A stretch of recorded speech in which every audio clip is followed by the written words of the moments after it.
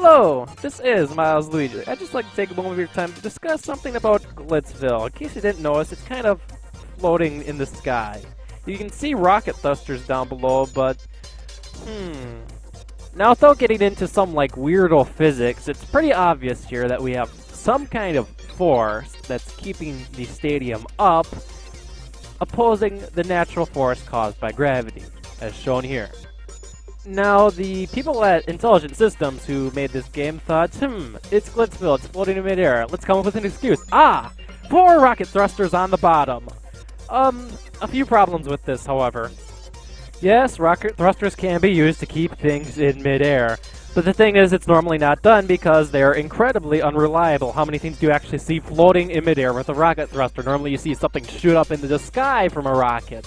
Unless you have like NASA-like equipment to keep all those thrusters stabilized, you're not going to have a lot of luck with this. Not exactly the most reliable thing. I mean, it kind of shows some kind of balance here. However, if you could just imagine one of those rocket thrusters malfunctioning, Glitzville is just going to topple over and then just fall straight to the ground, killing many people on it.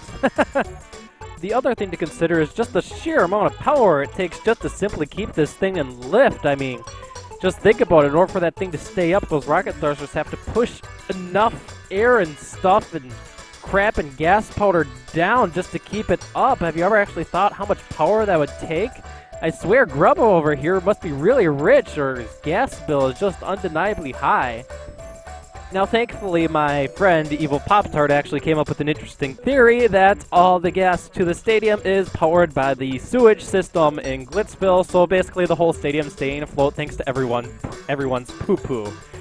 I'm not exactly sure if I buy that theory, but it's the most valid thing I've heard so far, so we'll go with that. And last but not least, no, it's impossible for this thing to be in orbit at its current altitude. You can see clouds. That means it's in the troposphere. That means it's within 10 miles above the ground, which means if it were in orbit, it'd be burning up to a crisp right now. Especially effective since it's made out of paper. Hello, and welcome back to Let's Play Paper Mario and the Thousand-Year Door. This is MilesLuigi. And this is Alex251. We're about to embark on a great journey to Glitzville, so we just have to show the Cheep our little ticket and go to the blimp. First, Star Piece. This will be a little bit of a theme this episode. Star Piece and physics. How does everything work? Anyway.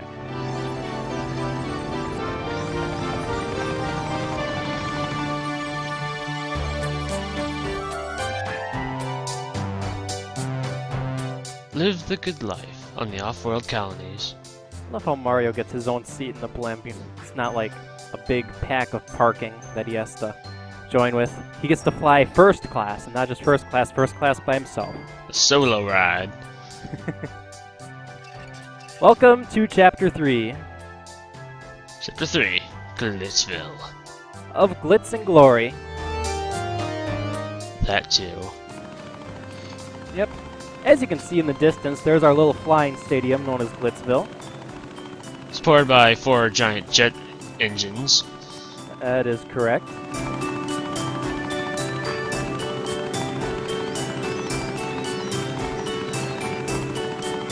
Our blimp will just kind of sit there floating for a few minutes before it finally makes its voyage, and now here we go. Game just kind of wants to immerse you in the moment that you're going to land on a flying stadium, that's all. Eventually. Eventually. Here it comes.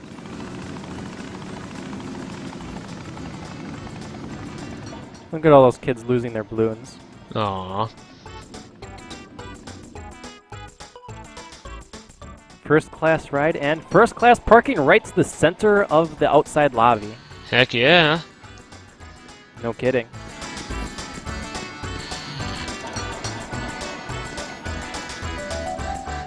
What a pretty place.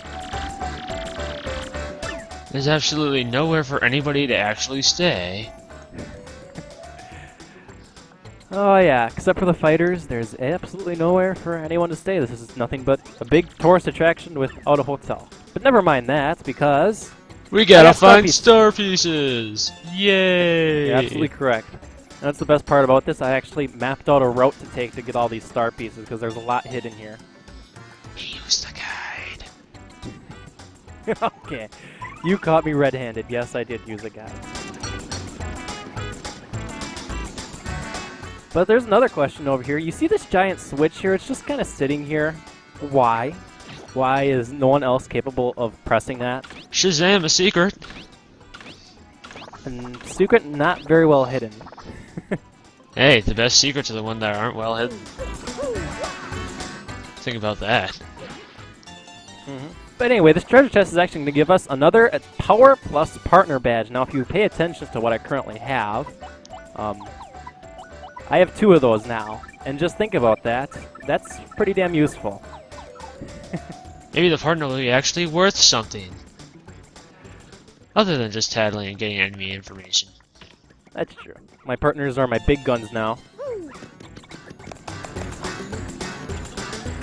Alright, not all star pieces this time. There's also an ink coupon here. So yeah, while I'm collecting all these things, you can see all the portraits of all the different fighters all around us. And we're gonna take them all down! Let's see about that. We're just after the crystal star right now. Well, it's no fun if no one gets in our way. Not every single venture for a crystal star has to be brutal and difficult. It does when it involves wrestling.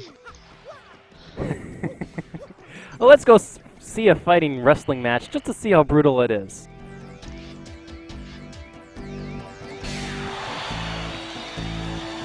So we came for a main event, obviously. We're on Hey, TV. look, we're on the TV. We're so cool. Cool, young, hip, young chaps like us get to be on TV. That's right. So let's see here. It's some guy battling another guy. Wow, that Looks was like a pretty main brutal. event. One whole jump. That guy has a spike shield on, obviously. He sure does look familiar. I wonder. I wonder.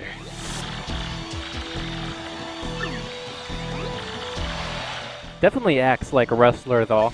I took him out with no problem, no sweat at all. Can anyone take me down? Everyone's running around in stinky diapers. Nobody can take me down. Not even some fat Italian plumber and some turtle. That's right. Oh, would you look at his belts? Is that a crystal star? See that, Mario? That's a crystal star. Looks like we gotta beat somebody up to get that. Well, I think you might be right. I think we're gonna have to get that belt from him. We have 2 options here. We could try to steal that thing or battle our way to the top. I like battling our way to the top because it feels more ethical and it involves more brutal action like you asked for. So we'll do it that way. Alright. Take one of the posters. If you're not gonna steal a star, at least steal a poster.